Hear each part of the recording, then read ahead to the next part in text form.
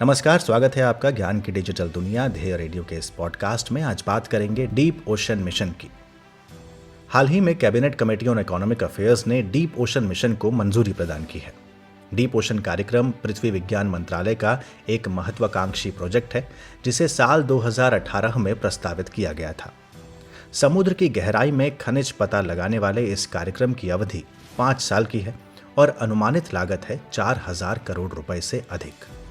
5 वर्षों के दौरान इस मिशन को चरणबद्ध तरीके से लागू किया जाएगा और जलवायु परिवर्तन की वजह से गहरे समुद्र में होने वाले परिवर्तन के बारे में भी अध्ययन किया जाएगा। इसके अलावा समुद्री जीव विज्ञान के बारे में जानकारी जुटाई जाएगी, जिसके लिए एडवांस मरीन स्टेशन की स्थापना की जाएगी। थर्मल एनर्जी का भी अध्ययन करने की योजना है। यह मिशन दरअसल सरकार की ब्लू इकोनॉमी इनिशिएटिव को सपोर्ट करेगा।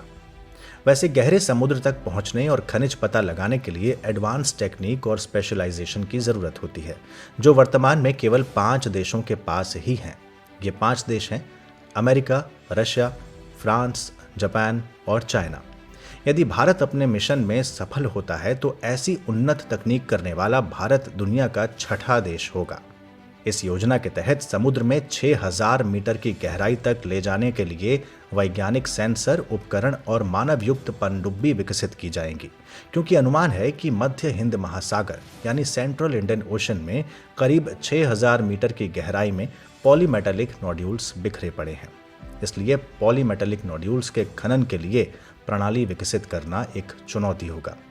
पॉलीमेटेलिक नोड्यूल्स में दरअसल मैंगनीज के अलावा लोहा, निकल, कोबाल्ट आदि खनिज आते हैं। यदि ये प्रणाली विकसित होती है तो भविष्य में इनके वाणिज्यिक दोहन के रास्ते खुल सकेंगे।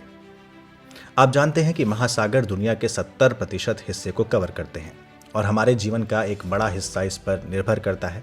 लेकिन महासागरों की गहराई में आने वाला लगभग 90% हिस्सा अभी भी खोजा नहीं जा सका है, यानी उसके बारे में अध्ययन जारी है। भारत की भौगोलिक स्थिति ऐसी है कि ये 3 दिशाओं से सागर से घिरा है। इस लिहाज से भारत के पास एक बड़ा एक्सक्लूसिव इकोनॉमिक जोन यानी विशेष आर्थिक क्षेत्र है और महाद्वीपीय शेल्फ का एरिया भी काफी बड़ा है। यह मिशन इस क्षेत्र में नई संभावनाएं तलाश करने में सहयोग देगा। भारत की लगभग 30% आबादी भी तटीय क्षेत्रों में रहती है।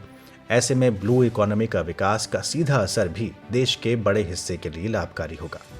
अगर कूटनीतिक नजर से देखें तो डीप सी मिशन का एक फायदा यह भी होगा कि इससे हिंद महासागर में भारत की मौजूदगी बढ़ेगी।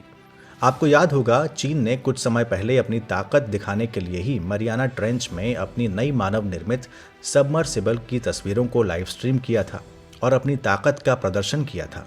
इसी तरह उसकी हिंद महासागर में अपनी सक्रियता को बढ़ावा देने की कोशिशें भी आम हैं। अब ये डीप ओशन मिशन हिंद महासागर के जरिए भारत की ताकत को दुनिया के सामने रखने में अहम साबित हो सकता है।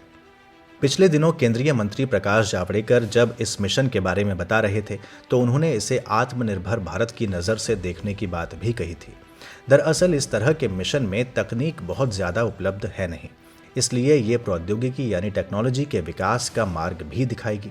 घरेलू तकनीक विकसित होंगी, एमएसएमई क्षेत्र के लिए नए मौके पैदा होंगे, साथ ही अनुसंधान के लिए नए अवसर भी आएंगे।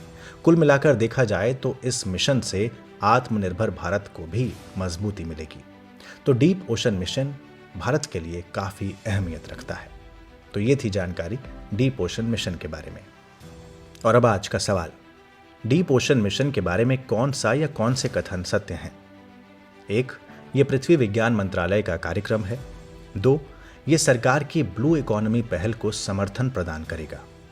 आपके ऑप्शंस हैं: ए केवल 1 सही, बी केवल 2 सही, सी 1 और 2 दोनों सही, या डी 1 और 2 दोनों गलत। आप अपने उत्तर हमें कमेंट बॉक्स में दे सकते हैं। ये तमाम पॉडकास्ट आप ध्येय IAS की वेबसाइट पर भी सुन सकते हैं। आप हमें यह भी बताएं कमेंट में कि आपको ये पॉडकास्ट लगते कैसे हैं। अगले पॉडकास्ट के साथ जल्द हाजिर होंगे। इजाज़त दीजिए। नमस्कार।